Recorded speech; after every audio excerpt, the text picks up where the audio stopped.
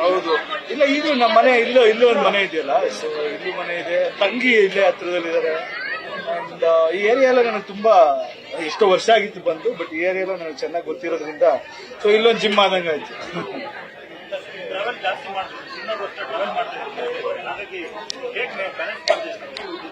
ಏನಿಲ್ಲ, ಅವ್ರನ್ನ ಎತ್ತಾಕೊಂಡು ಹೋಗೋ ಜೊತೆಲಿ ಅಷ್ಟೇ. ಸೊ ಅವ್ರ ಫ್ಯಾಮಿಲಿಲು ಅವರು ನಮ್ಮ ಜೊತೆನೆ ನಾವೆಷ್ಟು ದಿನ ದೂರ ಇರ್ತೀವೋ ಅವ್ರ ಮೇಲೂ ಅಡ್ಜಸ್ಟ್ ಮಾಡ್ಕೋಬೇಕು ಅಷ್ಟೇ.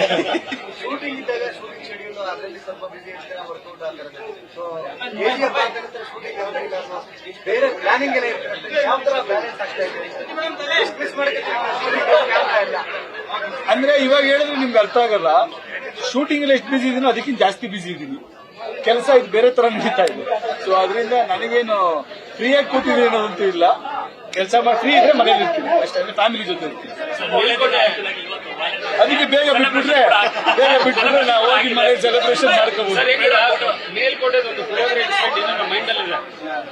ಎಲೆಕ್ಷನ್ ಕ್ಯಾಂಪೇನ್ ಟೈಮಲ್ಲಿ ಅವ್ರು ಬೇಡ ಅಂತಿದ್ದು ನೀವು ತಿನ್ನಿಲ್ಲ, ಈಗಲೂ ಅದೇ ತರ ಸ್ಟ್ರಿಕ್ಟ್ ಆಗಿರುತ್ತೆ ಅಥವಾ ಒಂದು ಚೀಟ್ ಗೀಟ್ ಆ ಥರದಲ್ಲಿ ನಡೆಯುತ್ತೆ? ನಾನು ಯಾವುದೇ ವಿಷಯದಲ್ಲೂ ಚೀಟ್ ಮಾಡಲ್ಲ. ಮಾಡ್ತೀವಿ ಅಂದ್ರೆ ಹೇಳ್ಬಿಟ್ಟೆ ಮಾಡ್ತೀವಿ.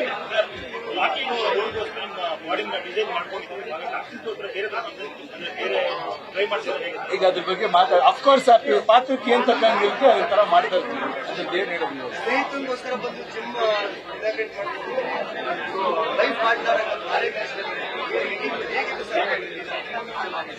ತುಂಬಾ ಚೆನ್ನಾಗಿತ್ತು. ಬೆಳಗ್ಗೆ ಮಧ್ಯಾಹ್ನ ಎಲ್ಲ ನಾನು ಮಕ್ಕಳ ಜೊತೆ ಸ್ಕೂಲ್ ಜೊತೆ ಹೋಗಿ ಕರ್ಕೊಂಡ್ಬಂದು ಊಟ ಮಾಡಿ ಅದೊಂಥರ ವ್ಯಾಲೆಂಟೈನ್ಸ್ ಡೇ ಸೆಲೆಬ್ರೇಟ್ ಆಯ್ತು.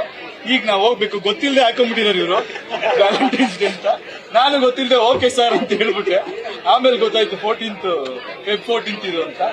ಎನಿವೇಸ್ ಕೇಳಿ, ಎಲ್ಲರೂ ಅದೇ ಇದ್ದೀವಿ. ನ್ಯೂಸ್ ಫಸ್ಟ್ ನಿರ್ಭೀತಿಯಿಂದ ನಿಮ್ಮ ಪರವಾಗಿ.